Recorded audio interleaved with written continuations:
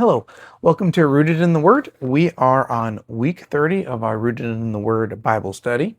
In this week, I wanted to focus on Luke 15, specifically the prodigal son, and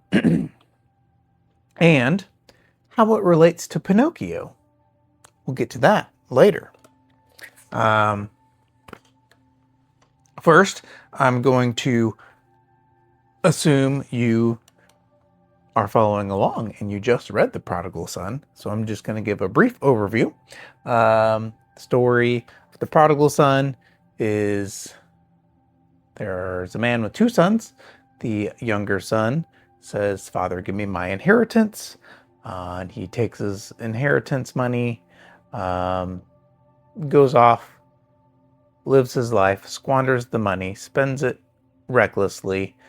Then a famine comes. He's destitute and begins to envy the pigs because the pigs at least have food, and decides that he's going to go home and beg his father essentially to let him be a servant in his father's house.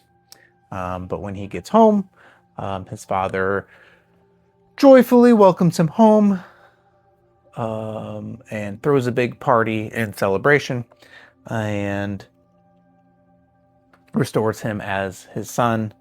And then the son that stayed kind of gets mad for a minute, being all jealous that he never got a cool party. And his father's like, "Hey, you've been with me this whole time. Everything that I have is yours. Your brother was dead, but now he's found." Or was lost, but now he's found. He was dead, now he's alive. Anyways, so that is the quick little overview on that. The lesson of the story is that no matter how you've squandered your life, our Father in heaven will always welcome you home joyfully. He will restore you as his child, and there will be much celebration in heaven when you return. The things that we often forget about the son that stayed. He had a great blessing in the fact that he stayed. He was able to spend those little daily moments with his father. They got to, eat breakfast together. They got to joke and laugh, and it's the things those little things that are the blessings that you don't realize are blessings until you don't have them anymore. We love to hear the stories of those, who were devout atheists and had a come to Jesus moment and got saved, and now they hold conferences or speak at conferences and tell their story. Or the prostitute who got saved and now goes around to strip clubs teaching the dancers the gospel, or whatever. We love to hear those stories, but we always forget about the son that stayed. We forget the story of the kid who grew up. Their family went to church, and they grew up believing, and it's just a boring testimony that we don't share because we find it boring. And we oftentimes think that our story is a boring story, so we don't share it. I think that's a tactic of the enemy. It's because if you think your story is boring, you won't share it, which means the gospel doesn't get shared. Selfishly, we want the interesting, the good testimony, so that we feel like it has some weight to it. But when it comes to our own children, we want them to have that boring testimony, because intuitively we know that the good, the interesting testimony leaves a mark on you. It has a high tax. Just remember, the boring testimony is a blessing as well. But while I was doing my study on the Prodigal Son for the day, or my chapter reading for the day, my daughter was watching Pinocchio.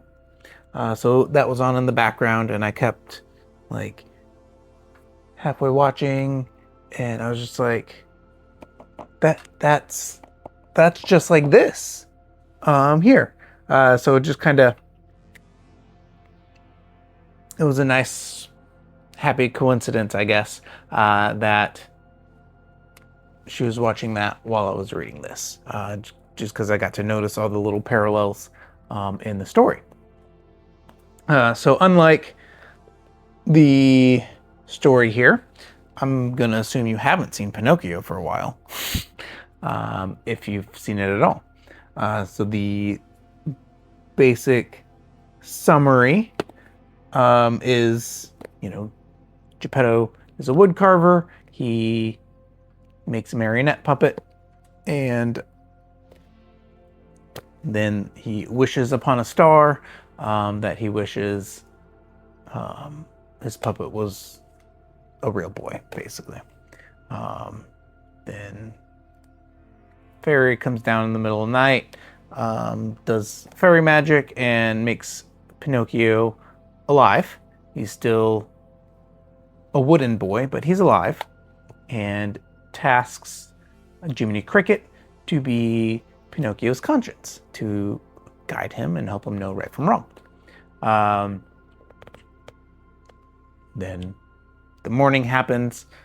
Geppetto finds Pinocchio alive and is surprised, obviously, but he's very happy. His wish mostly came true. But now that he's a dad, he's like, what do dads do? They send their kid to school, I guess. So Geppetto sends Pinocchio to school. On his way to school, Pinocchio gets intercepted, I guess, by some unsavory characters. Ultimately gets sold to the circus. He escapes the circus and then gets kidnapped and sent to Pleasure Island. Then escapes Pleasure Island to try to come home. Finds out that nobody's home because Geppetto is out looking for Pinocchio.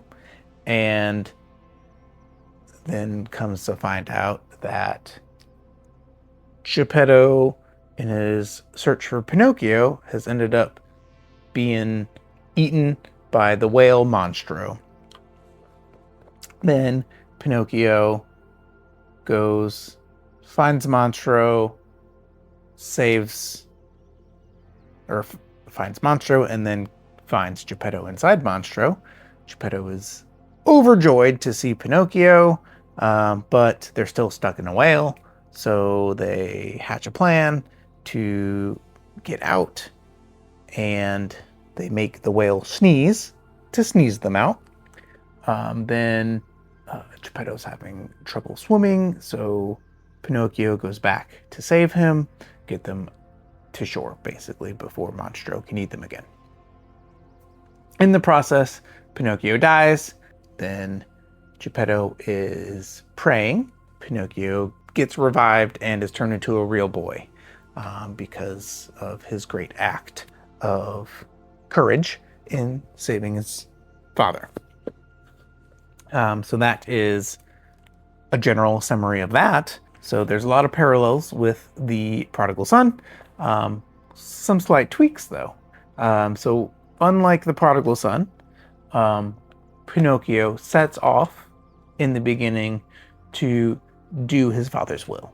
Then life happens, he gets distracted, and he stops listening to his conscience, and he ends up getting into trouble and gets sold into the circus. He makes the circus guy a lot of money, realizes the circus guy isn't going to let him go home. So he ends up having to escape with the help of the fairy again, then gets wrapped up and kidnapped and taken to Pleasure Island. Pleasure Island is a place where vices run amok.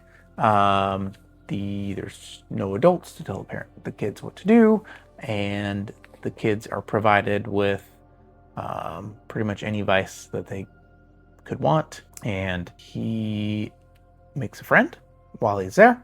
The little boy that's his friend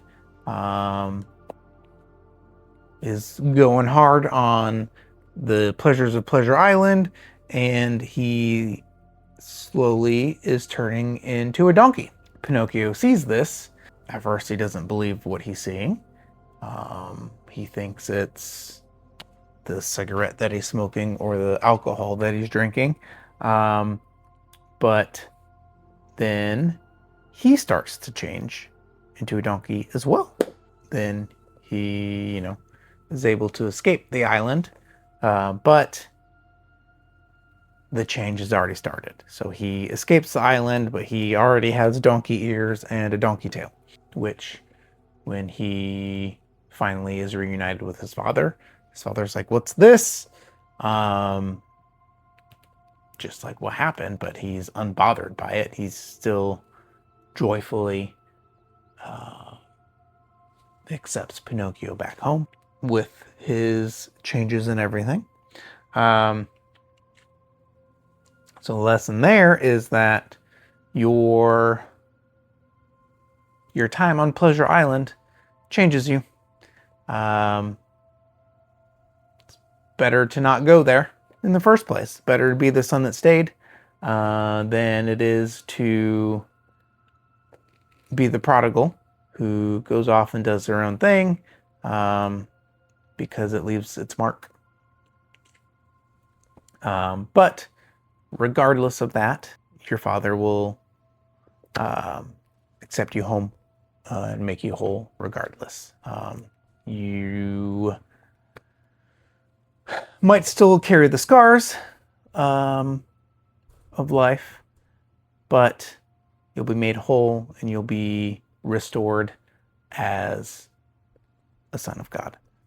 That was kind of my long Bible study because I pretty much took the entire length of the movie to read one chapter because I kept catching myself watching and relating to it. But yeah, that's pretty much my spiel there. So yeah, they go share your testimony, no matter how boring it is or exciting it is. Everybody has a testimony, and yours might be the one that needs to be heard at the time. Yeah, as always, love God, love people. Have a wonderful day.